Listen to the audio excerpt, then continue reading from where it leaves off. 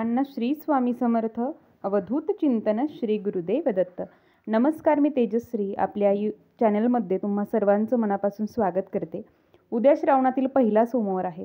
तर येणाऱ्या प्रत्येक श्रावणी सोमवारी महादेवांची साधी घरी सेवा कशी करावी याच्या संदर्भात आजची माहिती आहे. तर व्हिडिओ शेवटपर्यंत पहा.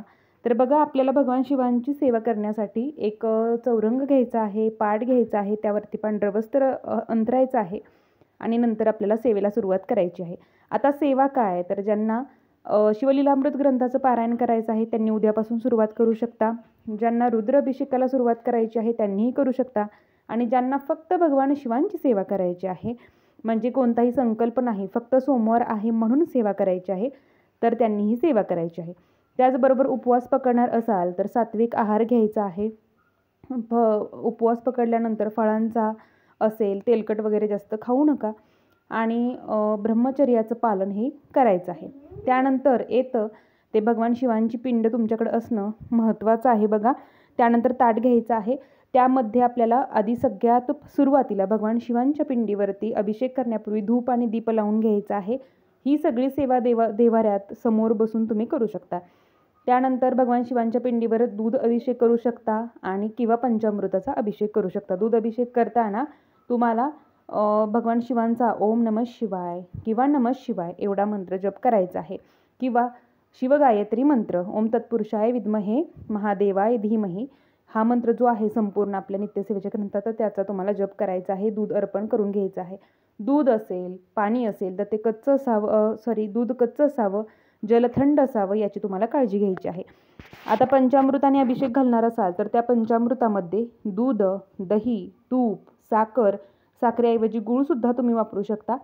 तर गूळ आणि मध वापरायचं आहे. यामध्ये कुठेही महादेवांच्या सेवेमध्ये तुळशीपत्र वापरायचं नाही. आता सेवेला तुम्ही बसल्यानंतर काळं वस्त्र परिधान करायचं नाही, पांढरं वस्त्र करू शकता किंवा बाकी कोणत्याही रंगाचं वस्त्र परिधान करू शकता. काळं वर्ज्य आहे. एका बैठकीत सेवा करू शकता. सेवा कोणत्या काळात करावी, तर सेवा जी आहे तर ती सेवा तुम्ही सकाळी पहाटे लवकर उठून हा अभिषेक करायचा आहे. आणि बाकीचं जे वाचन आहे तर ते वाचन तुम्ही प्रदोष काळात करू शकता. प्रदोष काळ म्हणजे काय, भगवान शिवांच्या सेवेसाठी अतिशय महत्त्वाचा काळ प्रदोष काळ आहे. सूर्योदयापूर्वी सूर्योदयापूर्वी 1.5 तास, त्याच्यानंतर 1.5 तास. म्हणजे काय, अगदी 4 वाजल्यापासून रात्री तुम्ही 7-7:30 पर्यंत ही सेवा करू शकता. भगवान शिवांच्या मंदिरात जाऊन यायचं आहे. तिथे सुद्धा तुम्हाला पूजन करायचं आहे. आता ज्यांना आर्थिक अडचणी असतील बघा, त्यांनी ऊसाचा रस भगवान शिवांना अर्पण करायचा आहे प्रत्येक सोमवारी. दूध अभिषेक झाल्यानंतर शिवपिंड छान चोळून घ्यायची आणि त्यानंतर जल अभिषेक घालायचा. जल अभिषेक घालत असताना तुम्हाला बघा, गळती असेल, गळती लावून 108 वेळा शिवनामावली म्हणून घेऊ शकता. शिवसुक्त किंवा शिवकवच किंवा शिवमहिम स्तोत्र हे म्हणून तुम्ही अभिषेक करू शकता. हा जल अभिषेक आपण घालतो तेव्हा तुम्हाला काय करायचं आहे, हा रुद्राभिषेक नव्हे. रुद्राभिषेक करण्यासाठी तो कसा करावा याची इन डिटेल माहिती मी सांगितलेली आहे. रुद्राभिषेक करताना तो त्या पद्धतीने संपूर्ण वाचन करूनच आपल्याला करावा लागतो. हे फक्त अभिषेक आहे, हा फक्त जल अभिषेक आहे, जो फक्त तुम्ही शिवकवच म्हणून करू शकता किंवा शिवस्तुती म्हणून करू शकता, शिवमहिम स्तोत्र म्हणून करू शकता किंवा अगदी ओम नमः शिवाय या 108 नामावलीने करू शकता. तर हा फक्त जलाभिषेक झाला. आता आपण जलाभिषेक घालून घेतलेला आहे आणि त्यानंतर आपल्याला काय करायचं, शिवपिंड स्वच्छ पुसून घ्यायची आहे कोरड्या एखाद्या वस्त्राने. त्यानंतर 3 बोटांनी, बघा हाताच्या मधल्या 3 बोटांनी आपल्याला भस्म लावून घ्यायचं आहे. भस्म लावताना 3 बोटांचाच का वापर करायचा, तर ब्रह्मा विष्णू महेश यांचं हे प्रतीक असतं म्हणून 3 बोटांनी भस्म लावून घ्यायचं आहे.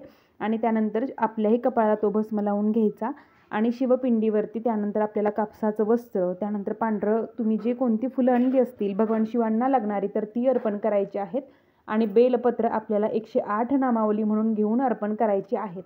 तर 108 नामावली जी आहे तर ती आपल्या नित्यसेवेच्या ग्रंथामध्ये आहे, तर ती तुम्हाला मिळून जाईल किंवा तुम्हाला यूट्यूबला, गुगलला सुद्धा ती मिळून जाईल. तर 108 नामावली तुम्हाला म्हणायची आहे. त्यानंतर आणि तांदूळ, उद्या शिवमूठ जी आहे तर ती तांदूळ आहे, तर शिवमूठ तांदूळ अर्पण करायचे आहे. शिवमूठ अर्पण करताना सुद्धा ही 3 पद्धतीने अर्पण केली जाते, तर ती तुम्हाला पुढे मी दाखवलेली आहे. शिवमूठ अर्पण करताना ओम नमः शिवाय किंवा नमः शिवाय या मंत्राचा जप करायचा आहे आणि शिवमूठ अर्पण करायची आहे. आणि त्यानंतर तुम्हाला जी कोणती आरती येत असेल, म्हणजे आपल्या नित्यसेवेच्या ग्रंथात आहे ती आरती तुम्ही म्हणू शकता किंवा लवलवथी विक्राळा ती आरती आहे तर तीही आरती तुम्ही म्हणून घेऊ शकता. तर या पद्धतीने सगळी सेवा करून घ्यायची आहे. बेलपत्र अर्पण करताना सुद्धा ती पालती अर्पण करावीत. बघा, भस्म लावून घेतल्यानंतर कापसाचं वस्त्र अर्पण करून घ्यायचं आहे. धोत्र्याचं फूल, त्याचबरोबर ती बेलफळ तुम्हाला मिळालं तर ते सुद्धा तुम्हाला अर्पण करायचं आहे. हे लक्षात ठेवा. तुम्हाला जर खूप कर्ज डोक्यावर झालेला आहे तर भगवान शिवांच्या शिवपिंडीवरती उसाचा रस अर्पण करायचा आहे. ताजा उसाचा रस आणा गुऱ्हाळातून आणि तो भगवान शिवांना अर्पण करा. अर्पण केल्यानंतर मनोभावे प्रार्थना करा की जे काही कर्ज तुमच्या डोक्यावरती झालेलं असेल तर ते कमी होण्यासाठी मार्ग दाखवा किंवा ते कर्ज कमी व्हावं यासाठी प्रार्थना करायची असते. तर ही सेवा तुम्ही संकल्पयुक्त सुद्धा सलग करू शकता किंवा फक्त प्रत्येक सोमवारी सुद्धा करू शकता.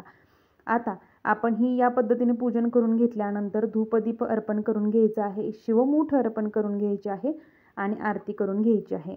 तर या पद्धतीने साधी सोपी अशी भगवान शिवांची सोमवारी आपल्याला सेवा करायची आहे. तर ज्यांना ही सेवा सकाळी करायला जमेल त्यांनी सकाळी लवकर उठून अभिषेक घालून घ्यायचा आहे आणि सेवा करायची आहे. ज्यांना प्रदोष काळात करायची असेल त्यांनी प्रदोष काळातसुद्धा ही सेवा करू शकता. आता येतं ते सेवा काय काय कराव्यात. तर आपण अभिषेक करणार आहोत, दूध अभिषेक, जल अभिषेक, त्यानंतर 108 नामावली घेणार आहोत. बेलपत्र अर्पण करून तुमच्याकडे जी फळं उपलब्ध असतील, जी फुलं उपलब्ध असतील ती अर्पण करून घेणार आहोत. त्यानंतर येतं ते महत्त्वाचं म्हणजे सेवा. आता सेवा तुम्ही प्रदोष काळात करू शकता. सेवा काय करणार तर तुम्ही शिवलीलामृत पारायण तुम्हाला जमत नसेल करायला काही कारणास्तव तर तुम्ही 11वा अध्याय तरी कमीत कमी पठण करावा. दुसरं येतं ते शिवकवच. तर शिवस्तुतीसुद्धा आपल्या शिवलीलामृत ग्रंथात आहे तर शिवस्तुतीचं पठण करावं. शिवपंचाक्षरी स्तोत्र याचं पठण करावं किंवा महामृत्युंजय मंत्र 108 नामावली 108 वेळा म्हणावं. तर महामृत्युंजय कवच आहे तर ते महामृत्युंजय कवच म्हणावं. त्याचबरोबर शिवगायत्री मंत्र 108 वेळा म्हणावा. महादेवांची आरती करावी आणि शिवस्तुती असेल, शिवमहिम स्तोत्र असेल, यातलं तुम्हाला जे काही जमेल तर त्याची सेवा तुम्हाला करायची आहे.